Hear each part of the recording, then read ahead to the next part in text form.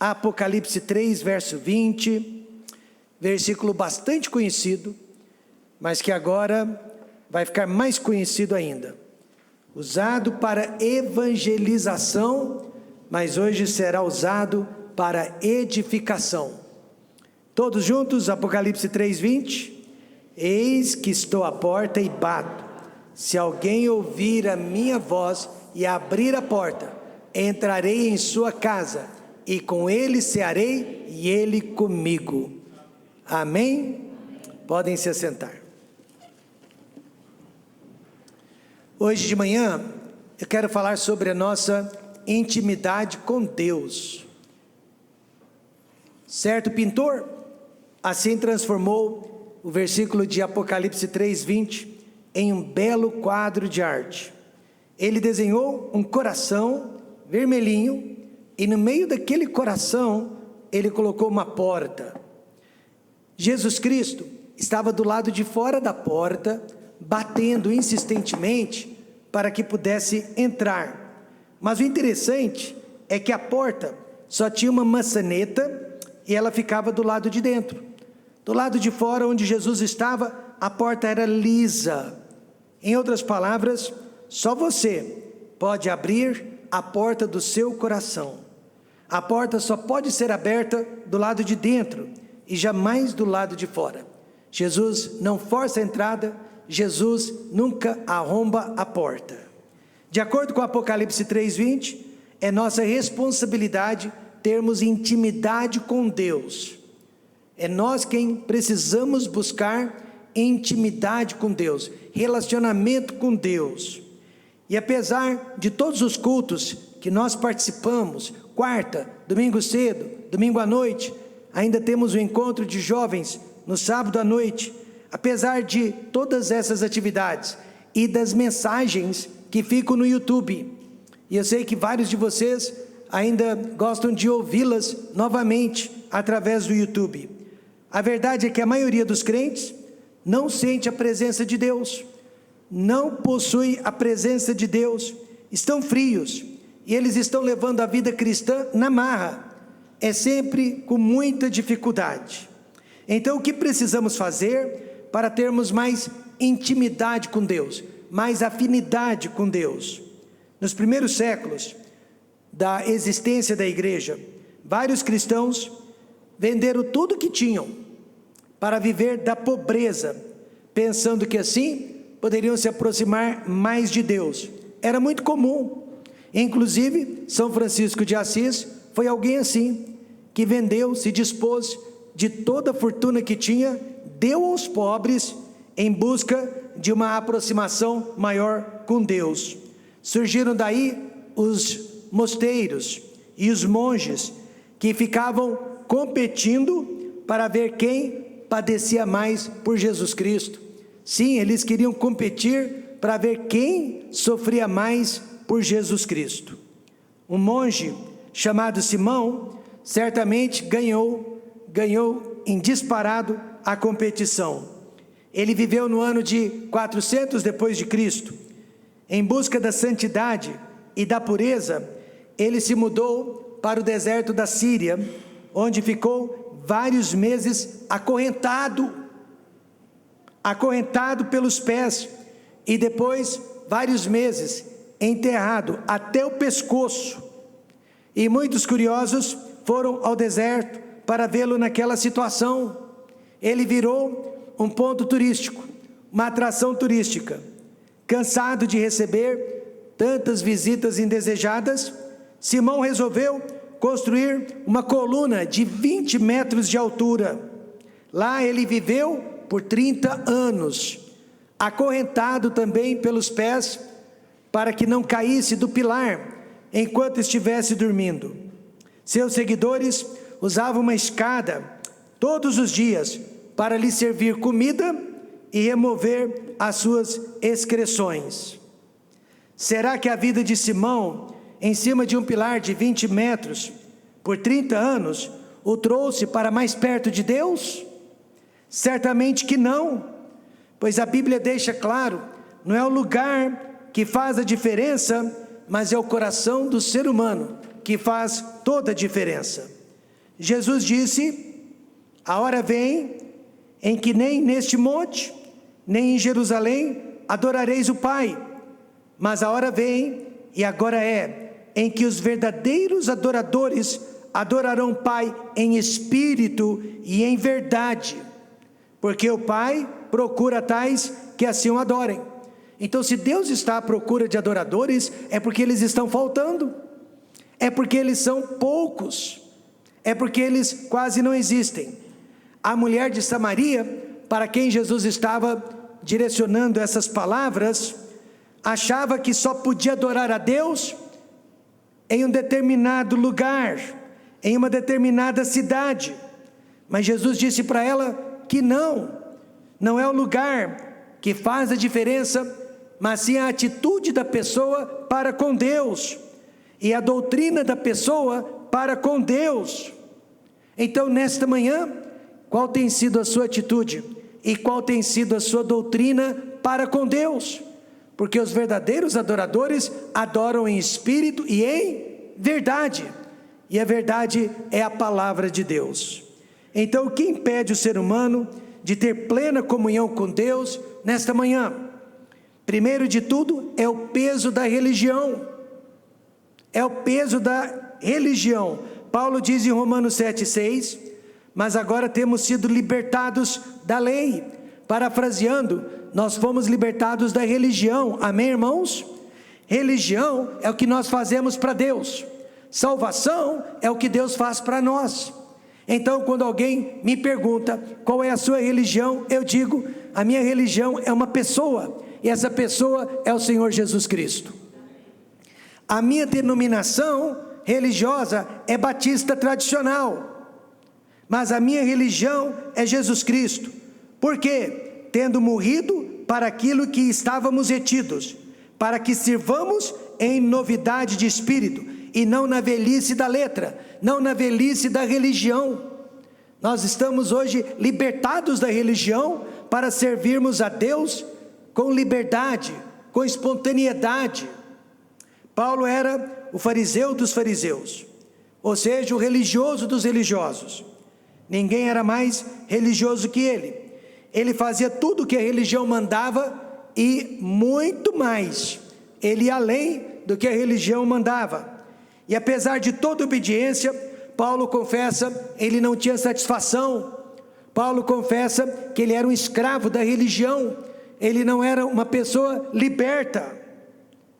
Depois que aceitou o Senhor Jesus Cristo, Paulo continuou religioso. Por que não? Mas com uma grande diferença: ele não servia mais pela força da carne, ele não servia mais pela força da mente, mas agora ele servia a Deus através do Espírito Santo. É muito melhor servir a Deus através do amor e através do prazer do que servi-lo pela força da lei. Que maravilha sentir vontade de acordar pela manhã e estar na casa de Deus, amém, irmãos? Que maravilha sentir prazer de adentrar por aquelas portas. Que bênção é ter sede e fome pela palavra de Deus e pela comunhão com os irmãos em Cristo. Paulo estava em busca desta liberdade. Ele não servia mais pela força da carne. Agora, Paulo está servindo a Deus através do desejo próprio e do amor. No mundo inteiro, as pessoas estão andando distâncias inimagináveis para encontrar um pouquinho de Deus. No Iraque, os xiitas estão fazendo peregrinações e se autoflagelando em nome de Ali, o neto do profeta Maomé. Uma vez na vida, todo muçulmano é obrigado a fazer uma peregrinação para a cidade de Meca. E no Brasil, vários religiosos estão carregando cruzes pesadíssimas, pagando promessas sobre os seus joelhos, participando de campanhas e fazendo procissões, pensando assim agradar a Deus. Mas a Bíblia diz que tudo que nós precisamos para agradar a Deus é do Senhor Jesus Cristo. Ele já pagou todo o preço do pecado por nós. Em certos lugares, lá do Oriente Médio, durante festivais religiosos, alguns homens fincam ganchos de ferro na carne das costas, e com aqueles ganchos eles empurram carroças pesadíssimas. Eles fazem isso para obter perdão de pecados. Nada desagrada mais a Deus do que esse tipo de sacrifício inútil dos homens. Isaías 53:5 diz que Jesus já se sacrificou e já pagou por todos os nossos pecados. Mas ele foi ferido por causa das nossas transgressões e moído por causa das nossas iniquidades. O castigo que nos traz a paz estava sobre ele, não sobre nós. Amém, irmãos? Não há castigo no mundo que possa nos purificar dos nossos pecados, nem seu e nem dos outros. O castigo que nos traz a paz estava sobre Jesus, e pelas suas pisaduras é que fomos sarados. Qual a diferença então entre aquele homem bomba que explode o seu corpo em nome de Alá e o religioso brasileiro que sangra os seus joelhos para alcançar perdão de Deus? Espiritualmente falando, nenhuma diferença. Os dois religiosos estão tentando se aproximar de Deus através de sacrifício próprio, mas não precisam desse tipo de sacrifício, precisam apenas conhecer Jesus Cristo. E veja o que Jesus disse: eu sou o caminho e a verdade e a vida, ninguém vem ao Pai senão por mim. Se vós me conhecesseis a mim, também conheceríeis a meu Pai. Quantos concordam? Jesus Cristo é suficiente. Você está preocupado com a sua religião e perdendo o melhor da salvação. Hoje eu disse para os nossos filhos, nossos jovens, a nossa vida é como ioiô, altos e baixos, altos e baixos. Apenas se arrependa, confesse os seus pecados e vá para a frente. Porque nem Deus dá jeito no nosso passado. Eu sempre digo que existem apenas duas religiões no mundo. A primeira que diz: olha o que eu tenho feito, olha o que eu faço, olha quem eu sou. E a segunda que diz: veja o que Deus faz, veja o que Jesus tem feito, veja quem Jesus Cristo é. Um jovem rapaz só tinha dinheiro para a passagem de navio. E ele iria ficar mais de um mês viajando em alto mar. Então, muito pobre, ele levou sanduíches na sua bolsa, para que ele pudesse se alimentar todos os dias, nas horas das refeições. Então, todos os dias, na hora da refeição, ele ia para a sua cabine, e lá ele devorava os seus sanduíches velhos e pão duro. Por volta do 25º dia de viagem, um dos atendentes do navio observou que aquele moço nunca havia comparecido ao restaurante, não participava das refeições com os demais passageiros. Então, este funcionário do navio foi até o jovem e lhe perguntou: moço, por que você nunca faz as refeições com os demais passageiros do navio? Não me lembro de jamais tê-lo visto no restaurante. E aí o moço respondeu: porque eu não tenho dinheiro para pagar pelas refeições, então eu trouxe a minha própria comida de casa. Naquela hora, o atendente surpreso disse para o moço: mas rapaz, a sua comida já estava incluída no preço de sua passagem. E assim também tem muitas pessoas que não sabem que todos os seus pecados foram pagos na cruz do Calvário. Não há um pecado que Jesus não tenha pago, não há um pecado pelo qual Jesus Cristo não tenha morrido, não há um pecado pelo qual Jesus Cristo não tenha derramado o sangue dele.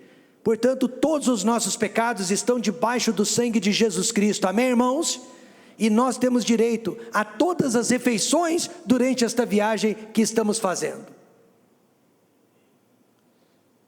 Você não precisa de um pilar de 20 metros de altura, você não precisa fazer peregrinações, procissões e andar sobre os seus joelhos. A Bíblia diz que o preço total dos nossos pecados já foi pago na morte, sepultamento e ressurreição do Senhor Jesus Cristo. Satanás é um mentiroso. Antes da salvação, ele diz para o ser humano: você é uma boa pessoa, você é uma pessoa direita, você é uma pessoa honesta, você não precisa de religião, você já é salvo, você não precisa de igreja, você já tem uma vida boa. Mas depois que a pessoa aceita Jesus Cristo, se converte a Jesus Cristo, aí o diabo diz para ela: você está perdendo tempo, você jamais vai conseguir ser um cristão, você jamais vai conseguir andar de acordo com a palavra de Deus, desista logo deste caminho, a vida cristã não é para você.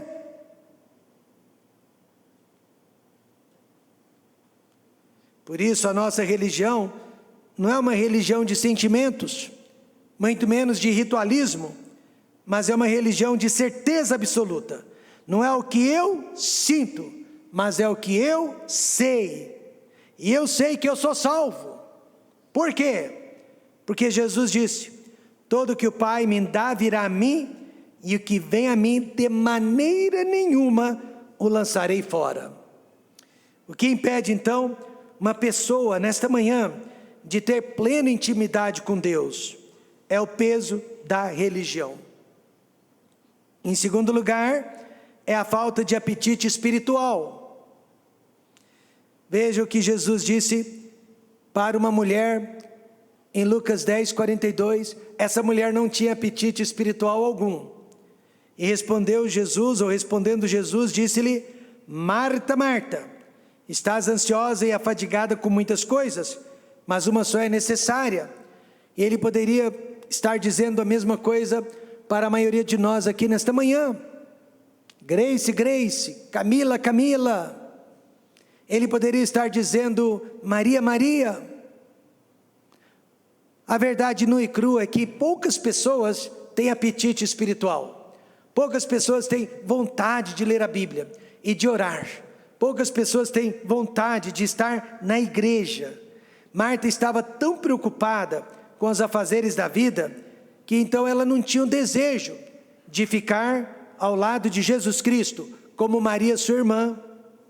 O irmão da igreja me perguntou: por que será eu não tenho mais aquele primeiro amor de antes? Eu não tenho mais interesse pela Bíblia, eu não tenho mais interesse pela oração, eu não tenho mais interesse pela igreja. A resposta é simples: por causa dos seus afazeres, trabalho demais, lazer demais, amigos demais, parentes demais. Falta apetite espiritual nas igrejas, porque os crentes estão se alimentando de doces entre as refeições, e o doce tira a fome, não é verdade? Há alguns anos atrás, a dona Cíntia aqui havia preparado um verdadeiro banquete para nos recepcionar. Nós tínhamos ficado 1 ano nos Estados Unidos. Acho que a dona Cíntia estava com muitas saudades, e ela nos preparou um verdadeiro banquete. Quem conhece a dona Cíntia sabe que eu não estou exagerando, né, Cleto? Mas acontece que eu me esqueci completamente. Saí pela manhã, deixando a minha família em casa, e fui cuidar dos meus negócios. Muitas coisas para serem resolvidas. Eu tinha acabado de chegar dos Estados Unidos, e eu me esqueci completamente do almoço. Ela havia marcado para que a nossa família fosse para a casa dela às 12 horas, ao meio-dia. A Raquel e as crianças foram, mas naquele tempo nós não tínhamos o celular, e elas não sabiam do meu paradeiro. E eu havia me esquecido deste compromisso. Almocei fora de casa. Quando eu me dei por conta, já era 3 horas da tarde. Cheguei na casa da Cíntia às 3 horas da tarde. E ela e a família, e a minha esposa e minhas filhas, pacientemente esperando por mim. Todos sem graça, nos assentamos ao redor daquela mesa, mas eu não tinha fome. Eu já tinha almoçado. Apesar daquele banquete, apesar da variedade dos pratos, eu não tinha fome. Eu já tinha almoçado. E apesar disso tudo, Dona Cíntia me perdoou. Amém, irmãos? E ela continua conosco até hoje. Amém, irmãos? Assim também muitos crentes chegam na igreja sem exagero, sem apetite algum, pela palavra de Deus, pelos cânticos, pelas orações, comeram muitas porcarias durante a semana e não tiveram tempo para ter comunhão com Deus, chegam na igreja e não sabem por quê Deus não fala com elas. A maioria das pessoas não gosta de solidão, preenche então aquele espaço vazio com academias de ginástica, WhatsApp com os amigos, soneca, televisão, internet, passeios. Mas sabe o que alguém disse? Solidão é um convite de Deus para a comunhão. O que está tirando a sua fome por Deus? Você fica comendo doces entre as refeições, e aí na hora de comer de verdade não tem fome?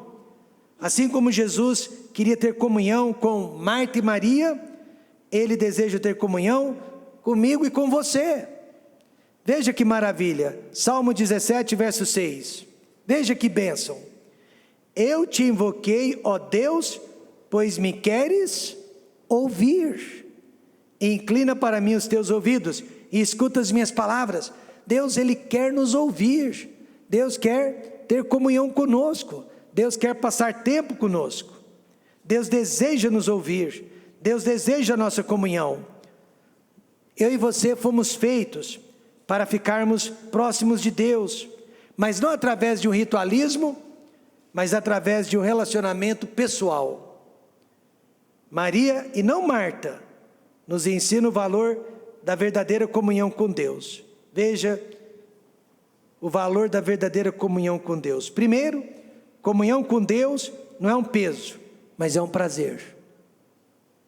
Comunhão com Deus não é um exercício de piedade, mas é um privilégio. Comunhão com Deus não é uma visita que fazemos a Ele de vez em quando, mas é quando chegamos na nossa própria casa. Marta não estava aproveitando a comunhão com Deus, com Jesus Cristo, Filho de Deus. Por quê? Porque para ela era um peso. Jesus Cristo era um visitante que estava lhe causando ansiedade, que estava lhe causando desconforto. Para ela, aquela visita era só um ritual. E quantas pessoas estão agindo assim também, por isso elas estão frias e afastadas de Deus e sem ânimo. O peso da religião e a falta de apetite espiritual explicam porque nesta manhã a maioria de nós não tem intimidade com Deus. E por último, a dificuldade de uma vida de oração. Como é difícil, né? Orar. Como é difícil ter uma vida de oração. Mas Jesus disse, e contou-lhes também uma parábola sobre o dever de orar sempre e nunca desfalecer.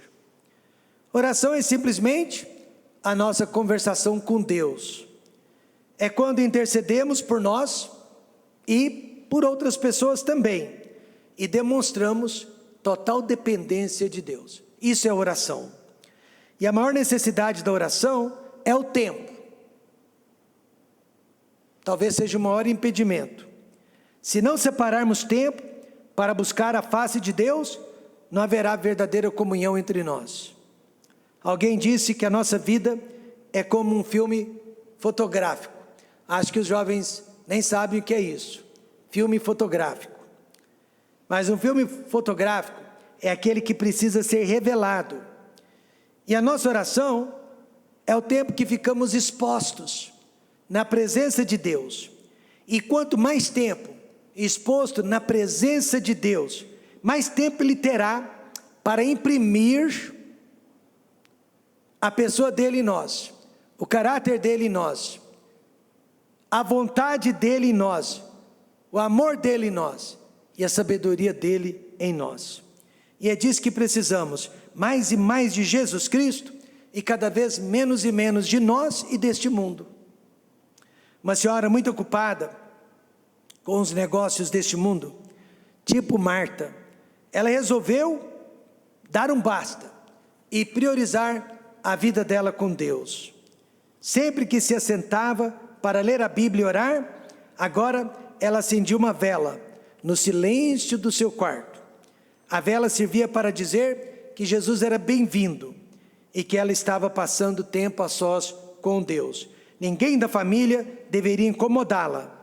Só depois de apagada a vela, ela se levantava e estava pronta para o dia e para a vida. Foi mais ou menos o que Jesus Cristo nos ensinou no Sermão da Montanha, Mateus 6, verso 6. Ele disse: mas tu, quando orares, entra no teu aposento, e fechando a tua porta, ora a teu pai que está em secreto, e teu pai que vem em secreto, te recompensará publicamente. No Velho Testamento, o sumo sacerdote, podia entrar só uma vez por ano, no Santo dos Santos, lugar onde Deus supostamente se encontrava. Ninguém além do sumo sacerdote podia entrar no Santo dos Santos. Só o sumo sacerdote, e uma vez por ano. Depois da morte, sepultamento e ressurreição de Jesus Cristo, todos nós, salvos, fomos convidados não só a entrar, mas a permanecer no Santo dos Santos. Amém, irmãos? Através da nossa vida de oração. Jesus nos ensinou isso. Está em mim e eu em vós. E como a vara de si mesma não pode dar fruto, se não estiver na videira, assim também vós, se não estiverdes em mim. Jesus é a videira, nós somos a vara. Enquanto nós estivermos em conexão com a videira, Ele vai produzir frutos através das nossas vidas. Não basta então apenas estar associado a Jesus Cristo, precisamos estar enxertados em Jesus Cristo. Porque se a vara for arrancada, ela morre. Isso não quer dizer perder a salvação, mas perder a nossa utilidade. E além do tempo, sabe o que mais dificulta a nossa vida de oração? O pecado. O pecado é como a sujeira de uma casa, precisa ser removido todos os dias. Minha esposa passou uma época que ela estava tendo crises terríveis de alergia. Cansado de vê-la tomando remédio o tempo todo, eu resolvi fazer uma faxina, eu mesmo, na minha casa. Minha casa sempre foi muito limpa, mas havia lugares escondidos, que quase nunca eram limpados. Então eu resolvi limpar os ventiladores, as lâmpadas, as luminárias, resolvi limpar em cima de todas as prateleiras e guarda-roupas, enfim, deixei a casa completamente sem poeira invisível, para ver se assim minha esposa melhorasse. E assim também nós precisamos limpar as nossas vidas, todos os dias. Não basta apenas uma vez por semana, não podemos deixar o pecado se amontoar, assim como a poeira. Lembro-me de um diácono, que surpreendeu a igreja. Havia um homem na igreja que, sempre que era convidado para orar, ele orava assim: ó Deus, peço que perdoe todas as teias de pecado na minha vida, me liberte de todas as teias de pecado da minha vida. E esse homem orava sempre pedindo perdão pelos pecados, pelas teias de pecado na sua vida. E aquele diácono, cansado desse tipo de oração, um dia não aguentou mais, e quando o homem orou: ó Deus, me liberte das teias de pecado na minha vida, o diácono interrompeu e disse: Deus, mata logo essa aranha, e liberta logo esse homem desses pecados, mata a aranha, Senhor. Então, se você permitiu que os seus pecados virassem uma teia, é porque você não está se purificando todos os dias, amém, irmãos? É porque você não está se banhando todos os dias. Você está fraco e frio porque o pecado o tirou da presença de Deus. Imoralidade, críticas, orgulho, amargura no coração, mentiras, e desobediência à palavra de Deus são apenas alguns dos pecados que roubam o nosso desejo da oração. Concluindo, intimidade com Deus é possível e simples. Não é um pilar de 20 metros que construímos, mas é a casa onde moramos. Não é uma lista de regras que seguimos, mas é a vara conectada à videira. Não é uma luta para conhecermos a Deus, mas é Deus quem deseja nos conhecer. É livre para quem deseja, mas não saiu de graça para o Senhor Jesus Cristo. O que está impedindo a sua comunhão com Deus nesta manhã? O peso da religião? A falta de apetite espiritual? Ou seria a dificuldade de uma vida de oração? A boa notícia é Deus quem faz a obra na nossa vida. A obra não é nossa. Nossa responsabilidade é a de ficarmos conectados à videira. E da videira vamos receber vida e muita paz. Intimidade com Deus. Vamos fechar os olhos e vamos orar.